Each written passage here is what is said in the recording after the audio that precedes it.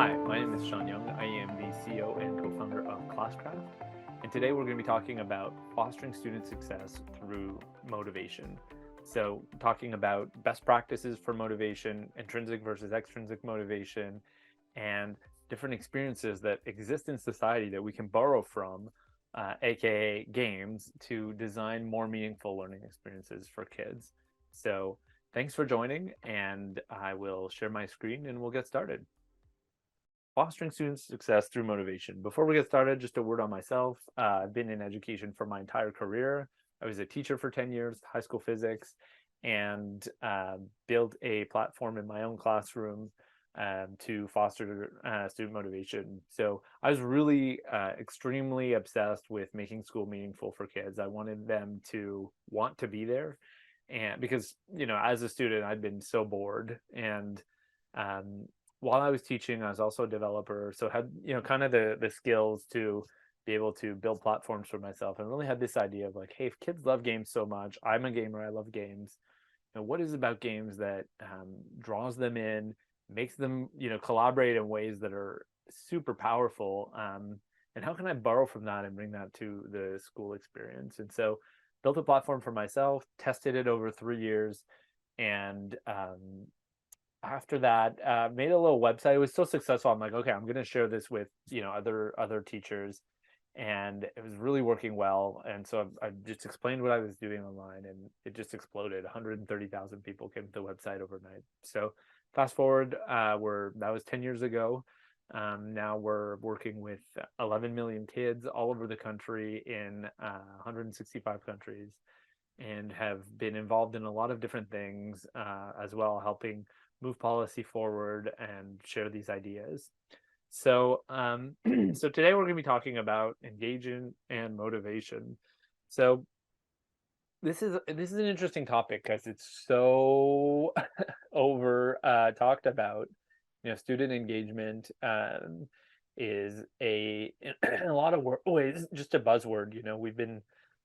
It's been on ever as the pandemic has evolved, and we saw a lot of students disengage, became top of mind for a lot of educators. But at the same time, this is something we've been struggling with for years and years and years and years. In fact, ever since school, we went towards this factory model of schooling. Has this been an issue, right? How do you get kids to want to be there? How do you get them to sit through a lesson? How do you get them to do the work? And so much focus has been put on student engagement, and yet predicating engagement is the concept of motivation. So engagement is getting kids to do stuff, right? If you're engaged, you're doing things. And in a lot of ways, that's the measurable outcome, right? How do I know a student is, doing the things they want to be doing? Well, I look if they complete the activities, and if so, then I know they're engaged and success. The problem is that that's just the modality for measurement, right? What I actually want to do is get kids to want to do the things.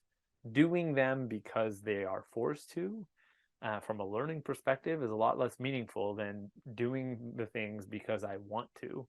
We're going to learn better. We're going to work harder. We're going to collaborate better if we want to be there and we want to be doing these activities than if we're forced to do them or coerced. And so when we think about, the two different sides of this, motivation becomes super interesting, because if I can create conditions that make kids want to participate as opposed to get them to participate, then A, it'll be a lot easier, and B, the learning will be a lot deeper. And so there's a ton of research around this. Without citing any studies, there is a strong correlation between learning and achievement. So better grades come for students who are more motivated. It is a very strong predictor of learning and achievement. Motivation is also super tied to students' self-efficacy beliefs, right? The more motivated students are, the more they believe they can succeed. The more they believe they can succeed, the more motivated they are. And so one of the challenges we have when trying to get kids to do work is exactly this. Like, why would I do it? I'm just going to fail anyways. Or why would I do it? You know, I always suck at math. And so what we want to do is help students evolve these beliefs around how good they are about their own progress. A lot of buzzy words around this are things like growth mindset. But in essence, it's the idea that if you work, you will succeed. And the belief in that ultimately is at the core of motivation. Another piece is that strong motivation, has a direct impact on choosing to do things, on putting effort, and on persisting. And so, when the going gets tough, we would want all students to persevere and work through it. And we know a lot of kids give up. And if we're able to motivate them, to instill in them a desire to partake in this thing, then we're going to see a lot more persistence in completing the work. So super important in terms of having students have the right mindset for learning. And so, when we go into schools where students are struggling academically and behaviorally, a lot of what we see is a complete lack of motivation. Now, we can call that disengagement, but in a lot of ways, disengagement is just the byproduct of this stuff not happening. And so the motivation's interesting because there's two flavors of motivation. So the first one's extrinsic motivation, the second one's intrinsic motivation. And extrinsic motivation is you want to do something, but you don't want to do it because that thing is interesting to you or for its own sake. You do it because you want to get a reward or avoid a punishment. So in essence, you're not like, oh, I want to do this math homework because I love math homework, and if you gave me 20 math homeworks, I would do them all. You're saying, I want to do this math homework because if I don't, I will be punished. I will, it'll get marked up or I'll get bad grades. And so for a lot of students, or, if I do all my math homework this week, my parents will, buy me a video game, whatever it is. So for a lot of kids, the reason they're doing schoolwork is for reasons that are tangential to the schoolwork. They don't want to do it. They're doing it because they want to avoid negative things or get positive, rewards for it. Intrinsic motivation is a different beast altogether, right? It's you're doing something just because you want to. A great example of that is just kids who like to draw, just doodling. Or kids spontaneously dancing. Think of the little kids. They're intrinsically motivated to do these things. They want to do these things. And you don't have to ask them to do them. You don't have to force them to do them. And you sure as heck don't have to punish them if they're not doing them to get them to do it. And so as educators on the path towards engagement, a lot of the work that generally happens is putting in place extrinsic motivators. Because if the goal is just getting kids to do stuff, aka engagement, then extrinsic motivation seems like the way to go, right? I'll just put in place these conditions and the student will have to do it. And by all measures, they've done the things that I wanted them to do, therefore they're engaged. But there's some problems with that. So the first one is that extrinsic motivation wears out over time. So extrinsic motivators are really good short-term behavior modifiers, right? If I want to get you to do something short-term, I'll say, hey, I'll give you $50, do this chore, or give you $10, do this chore. If I continue to use that motivator over time, what's going to happen is I'm going to have to keep increasing the amount, right? So, hey, do your bed, I'll give you $2. And make your bed, I'll give you $2. That works, but if you do that every day for a month or two, you're going to see your child, you're still going to have to fight with them. Hey, go make your bed, you get your $2, and you're probably going to have to increase the money to make them more motivated. And so we see this all the time. This is, exists in the penal system as well, right? Like these deterrents, bigger and bigger sentences to deter criminals. Because or we see it as well with with behavior intervention, with suspensions, right? Like a student that's been suspended once, behavior changes, usually, students that's been suspended 20, 30 times, another suspension isn't going to have any effect on them in terms of changing their behavior. So it wears out over time. And even worse, it replaces intrinsic motivation. So what does that mean? Um, there's a well-documented series of studies that have been done on this. It's called the overjustification effect. And basically what it says is if you take something that is motivating to a person, they want to do it, intrinsically motivated, and you give them an extrinsic motivator, so let's say you pay them to do this thing, then over time, their desire to do it will have been replaced by the desire to get the reward. So a famous study that was done on this was with, kindergarten kids, and they gave them markers and paper, and spontaneously the kids, took the markers and started drawing and making pictures and sharing them, and look at this cool drawing I made. And so they didn't have to explain to them to draw. They didn't have to, do anything. Just here's the stuff, and spontaneously they're doing it. Why? Because they want to. Now, after that, the researchers said, hey guys, every time you complete a drawing, I'll give you a piece of candy. So kids are intrinsically motivated to draw. Now I'm throwing on candy. So every time they complete a drawing. And what they saw was, for a while, kids are doing great. There's best of both worlds, right? I get to do this thing that I love, and I get the candy. But what they saw after was if they took away the candy, the kids weren't spontaneously drawing anymore. So the kids were expecting and waiting for the candy before they would do this activity. So this thing that they spontaneously wanted to do, all of a sudden they were only doing for the reward. And we see this in education. Like kids want to learn. Kids want to grow. They want to be better. They want to be at school with their friends in theory. But we've put so many extrinsic motivators in place to get them to do the things that replaces the desire to be there and partake. And then we've created a problem for ourselves. And so the question we need to ask for intrinsic motivation is, if doing this activity had no secondary benefits, would I still want to do it? And ideally, that's what we want kids to say yes to when it comes to learning, right?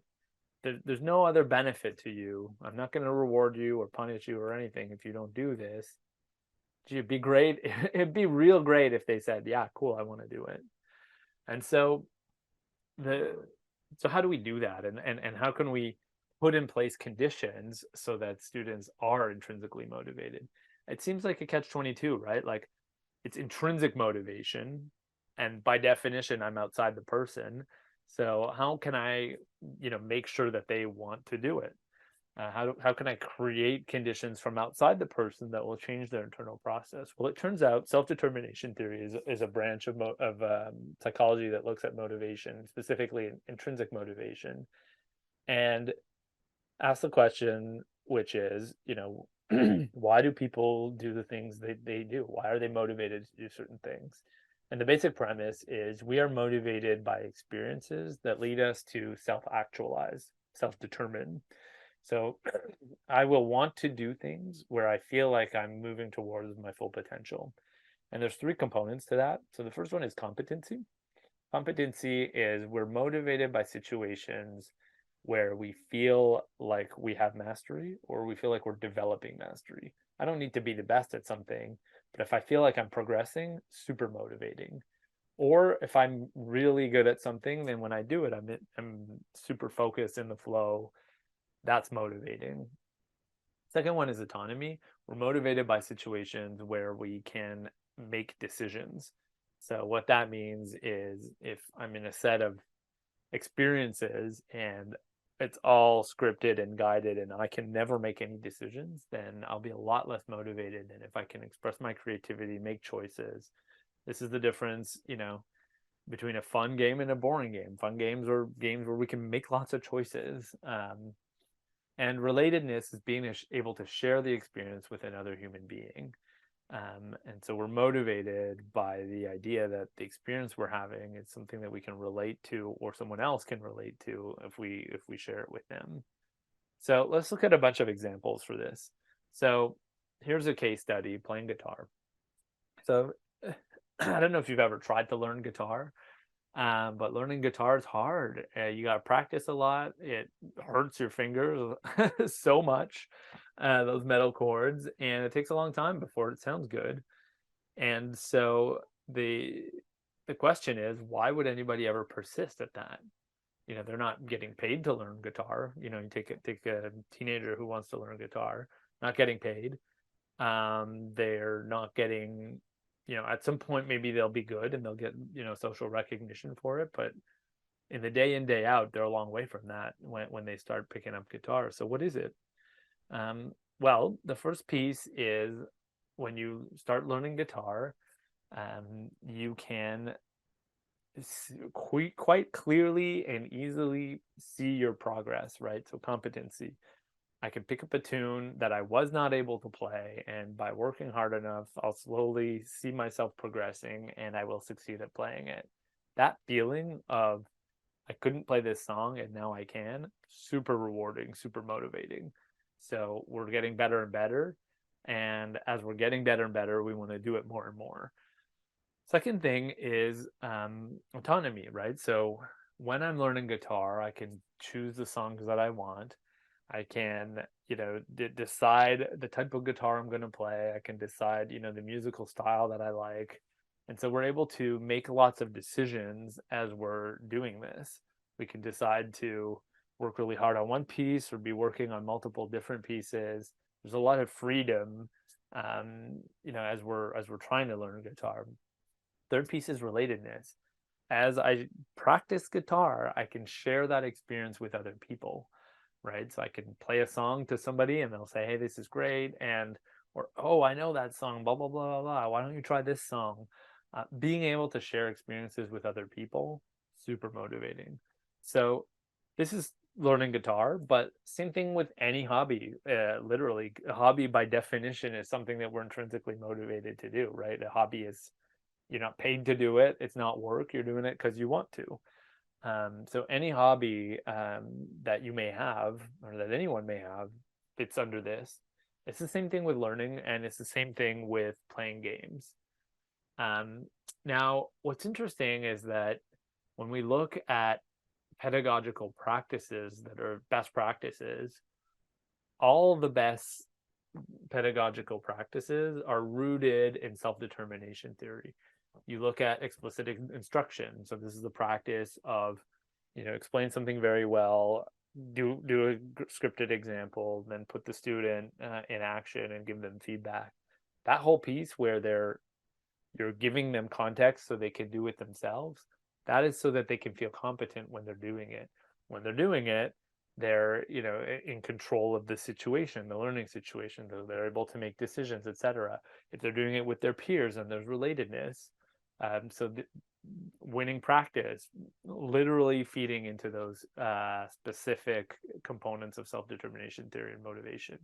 Project-based learning, same thing, right? You're going to feel like you're succeeding because you're working on different pieces and you can see an outcome that is meaningful to you. Most project-based learning, we let students decide what they're going to work on, etc. So choice that leads to meaningful motivation in terms of progress, and usually something you can share with other people. Inquiry-based learning, same thing. So a lot of these, newfangled, I'll say newfangled because they've been around for a while, but they're coming more to the forefront. Practices are deeply successful because they lead to intrinsic motivation for students. And so the question becomes, okay, so if that's the case, if effective instruction is rooted in student motivation and intrinsic motivation is, as the way to go for various reasons, then the question becomes, how can I apply this to all different spheres of my teaching? Another example is in skill development. So, most of the time, the kids that we have, we want them to learn math or learn how to, whatever. But we also want them to learn skills like being organized, being able to manage their stress. But even reading, for example, which is a very clear skill. Well, all I'm going to be able to do is observe students' behavior. Like I can see a student reading when I know a student can read, not by looking at them, but by seeing them in action reading, and for example, out loud, and I can measure and observe their behavior. Same thing with being organized or managing their stress. If I want to develop skills in students, what I need to do is look at their behavior and give them positive feedback when that's happening. Why positive feedback? Because it's a clear measure of competency, right? I know I'm doing the right thing because I'm getting positive feedback, and that means that I'm competent, I'm developing, and therefore I'm self-motivated. So there's a very strong loop between, the skills we want to see, the behaviors that are manifestations of those skills, and our role as a teacher, which is contextualizing the behavior and skills, and like, here's what good reading looks like, and at the same time encouraging, coaching, and giving feedback while practice is happening. And so that's our role as a teacher, is to say, I will give you all the context. I will give you the concepts you need to be able to be successful at this practice of reading, for example. But I can't just let you, after that, you go read. I need to be there with you, observing and giving you feedback as you succeed, so that you are motivated and so that you continue to progress. And so all these things, skill development, project-based learning, this is all design. As teachers, in a lot of ways, we're designers. We have a set amount of time with a set amount of people, and ultimately we're designing experiences for them. Coming to your class is an experience that the child is living. And so when we think about it from that perspective, we should be thinking about which experiences will lead to the greatest intrinsic motivation possible, because that's when the learning happens. And so, my belief, and I'm not alone, but there's a growing body of research that shows that the most motivating experiences are games. And so games are super interesting because, what is a game? Games are generally pointless, and yet they're things that we really want to do. The games are fun. Why are they fun? And so let's take the example of golf. So golf's an interesting game. Has a very clear goal, right? If I were to say, hey, what's the goal of golf? You would probably say, take this ball, put it in that hole 400 yards away. And if you've never heard of the game, and I asked you to do that, so okay, so that's the goal. So take this ball, put it over there. Probably what you would do is pick it up, have it in your hand, walk over, drop it in the hole. And then I would say, that's great. Now do that 500 times. And then you would say, whoa, are you crazy? That's a lot of work. You want me to do that 500 times, you're going to have to pay me, because that's what happens when it's work. We expect to be paid. Now, to that, I would say, wait, sorry, I forgot. I didn't realize you didn't know about golf. Let me explain this to you. Here's a bag of, metal sticks. We'll call them clubs. And you're going to use them to hit that ball. And you actually can't pick up the ball. You got to hit it with these sticks. And you got to put it in the hole by hitting it with these sticks. You'll be like, okay, that's kind of weird, but okay. And I'll say, oh, by the way, you don't get an infinite number of tries. You got to do this in the least amount of shots possible. Like, oh, okay. And oh, by the way, that shirt you're wearing, this t-shirt, you got to go home and put on a collared shirt. Sorry, golfing there's a dress code, so go change and then you can come do it.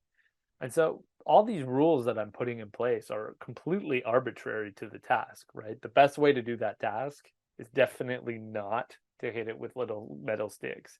The best way to do that task is grab ball in your hand and bring it over there as fast as possible. And so I'm putting in place arbitrary rule set,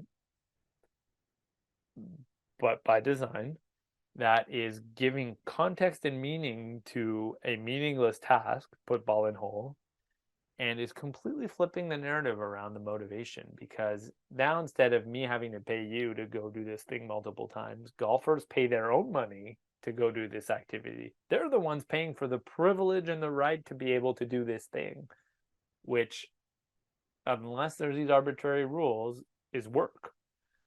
So why does it not work anymore? Well, because we're creating meaning. And how are we creating meaning? Well, think about it. Competency. So in golf, why do I keep track of my points and why is it the least amount of shots possible? It's so that I can measure myself against myself and my peers and be able to know if I'm progressing or not. Am I good at this? I want to beat my own score. Competency. Why is there a whole bag of clubs? Why not just one? Why don't we all have the same club and that's it? It's so you can make more decisions. Different contexts lead you to picking different clubs in your bag and playing differently. So we're making lots of decisions while we're playing a golf game, and that's super motivating because you're in control. Why the uniform? Relatedness, so you can see other golfers on the golf course and recognize them. So by putting in place these arbitrary rule sets, what we're doing is creating meaning. And think about that from the context of education. So for kids, most of education is meaningless work, right? It's literally these tasks that we're asking you to do that you don't want to do and that don't have a lot of meaning for them. And so what if we were able to put in place certain rule sets and aka design experiences to flip that narrative and make it so that it's something that I do want to do. And so games and video games are really, really effective at doing that. And I bring up these examples from video games because this is the culture that kids are in. You look at a game like Tetris. Most people have played Tetris or know of it. Tetris is a supremely repetitive experience. It's literally take blocks, put them, drop them, turn them, put them in a line, and start over. Do that again and again and again and again. There's no story, no ending, no point to it. One of the most played video games in the history of humanity. But what there is you're scoring the levels. The more you play, the more score you get, and the more that tells you how good you are. Contrast that with money, for example. See, Tetris points, I can't spend them. I can't share them. I can't even use them for anything. I can just look at them and know if I'm better or not. Quite different from another numerical system, which is money. Intrinsic value of money isn't in money itself. It's in what it allows you to do. Whereas the intrinsic value of points in Tetris is the points themselves. They tell you about yourself and how good you are. Same thing with Minecraft. So Minecraft game that has no points, no levels, and the brick building game that's super popular. All you do is make whatever you want. You could dig a hole or make a castle, and that's fine. There's really no point to it. Now, why do kids spend all this time playing that? It's because they get to make a lot of decisions and be super creative. So again, taking something that's meaningless and arbitrary and giving it extra meaning through these different elements. Online video games are super good at relatedness. That's why kids want to play Fortnite so much. It's because they're on there with their friends and there's things happening that they can talk about with their friends during or after the experience. So games are really, really good at doing this. And, the second argument here about like why we should be borrowing from games in our educational design is this. This is kids' culture. Maybe you've heard of this dance, the floss. The floss was not invented by Fortnite, but it was hugely popularized by Fortnite. And what's interesting is these kids are doing this dance. They're not doing it to win at Fortnite. In fact, they're not even in Fortnite. They're not even playing Fortnite. But they learned the dance in Fortnite and they're doing it in real life because that's their culture. When I was young, culture, we watched MC Hammer videos and tried to do his, dance moves. And that was culture, right? That was music and dance and music videos. Now kids are getting that from these video game experiences. And this trend is only growing. You look at, such popular categories like streaming.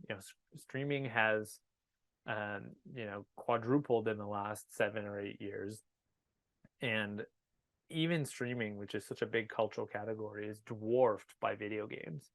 Video games, by and far, are the most dominant form of culture, especially for young people. And it's been the case since 2005. So for all the kids that are in school today, the predominant cultural medium for the entirety of their life has been video games. And so to completely ignore that fact in schools is a huge missed opportunity. We should embrace that reality. This is what they know and love.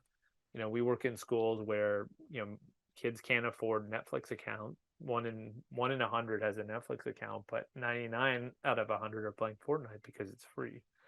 Um, so there's this whole cultural shift happening in young people and across all strata of society around gaming. And incidentally, gaming has this really unique thing that it can do, which is give us the building blocks to create really meaningful, motivating experiences. Now, incidentally, that's gamification. So with Classcraft, this is a lot of the work we're doing. And what we've done is look at all the different components that exist in games and think about how can I take those and apply them to the real life experience of school. Or let's look at school and let's look at all the things that are not designed to be motivating, and let's see if we can rethink the design of that so that it is. Um, so when we look at that idea, saying, hey, what would school look like if it felt like and was run like a game? The answer to that is Classcraft. So how do you win in a game? Well, you win in a game by doing the things that lead to success. So how do you win at school? You do the things that lead to success. In Mario, that's jumping over holes and avoiding baddies. In school, that's showing up on time, doing your work, being polite, being respectful. These are the things we want kids to do to win at the game of school. Now, we want them to do those things because ultimately that will make them better learners. In Mario, you practice jumping over holes because that makes you a better Mario player. In school, you practice different skills that make you a better learner so that you can progress. And so a lot of what we're doing with Classcraft is that we bring in specific behaviors like setting a goal and working towards it, being positive and hardworking, completing online activities. We've all these built-in templates, but in essence, no matter what the lenses you're looking at it from, there are things you want kids to do that will lead them to becoming better learners, and that's how they win at the game. Now, they win at that game by getting points for doing these things. So we have schools, imagine Harry Potter, right? Like 100 points for Gryffindor. Well, it's the same thing, except there's 100 points to John for working towards this goal, or 200 points to Clarissa for being positive and hardworking, etc. And so what we're doing is very clearly giving kids feedback so that they and telling them what the rules are so that they can progress. And what happens is this seems like it's the same as a reward system, right? You would say, oh, the same thing. But just like Tetris and money are different, points in Classcraft and maybe you have behavior dollars at your school, very, very different motivator. This is about I want to progress by playing and winning a game versus I'll do what you ask so that I can have the money so that I can have the thing. Completely different psychology. And so kids get these points, and as they get the points, they level up an avatar. They're playing on teams. And just like in football, you can't win on your own. Well, at Classcraft, you can't win on your own. And honestly, school should be an activity that you can't win on your own.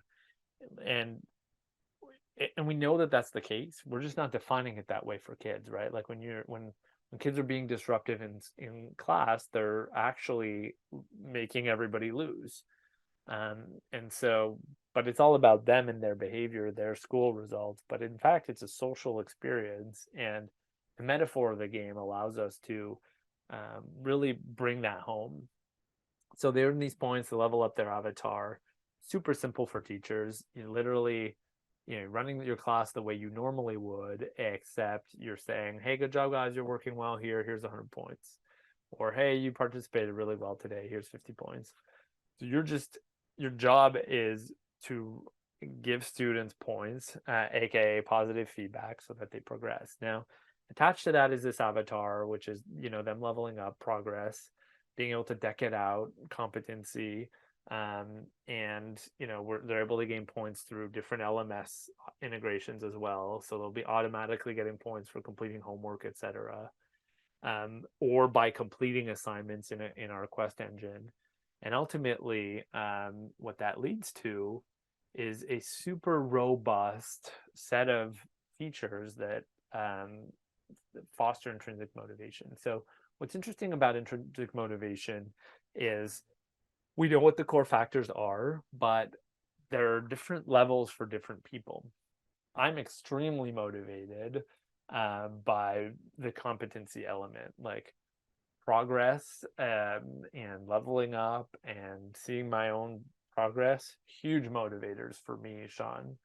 But for somebody else, it might be the social dynamic that's really important, and what they care about is relatedness. So in building Classcraft, what we did was we built out all of these different features that fulfill these fundamental needs in really powerful ways. And so all kids are able to, be motivated by different elements that exist within the platform. And so it's a robust enough game that every type of motivator exists in it that will motivate different types of learner profiles, right? Because you could say, well, avatars, they're not for everybody. Yeah, that's fine. That's this part here. Avatars are here. But leveling up maybe is for a different type of student, or maybe it's all these social elements that are built into Classcraft that, or maybe it's being able to make decisions. Whatever it is, it's going to be different for every kid. But there's enough here to be able to have sufficient levers and motivators to speak to all of those different types of learner profiles. And so this is something that can happen school-wide. The whole school can partake. In essence, what's kind of cool is you get a lot of data at the end of it, right? So one of the things we don't measure very well is students' motivation. And we have a lot of data about, the negative things kids do, right? Like, when they're acting out, being referred, being suspended, etc. But we don't have any data about all the good things that they did. So that's terrible, because it really gives us a very pointed view about, kids that are struggling the most with their behavior or with school at their worst. That's really like 10% of the time. What about the 90% of other kids, or 90% of the time those same kids? What are the good things that they're doing? And how can we move from a deficit mindset, like, hey, you're not doing the things you should be doing, to a growth and positive mindset saying, look at all these great things you're doing, keep it up. So this is really helpful to be able to do that. And this works, using Classcraft. We saw schools working with the most challenged students and go from a 50% failure rate to a 0% failing rate. And post study, what they saw was that these students, 50% failure rate, class average went up into the high 70s, and we had students, almost all students, between 71 and 96%. So has a huge impact on student outcomes, just like the research says. So you might want to try it. Super easy. Thanks for listening. If you want to find out more, you can check out classcraft.com. You can find us on social media. We've got lots of great resources, and hopefully we'll be collaborating in the future. Thank you so much for listening.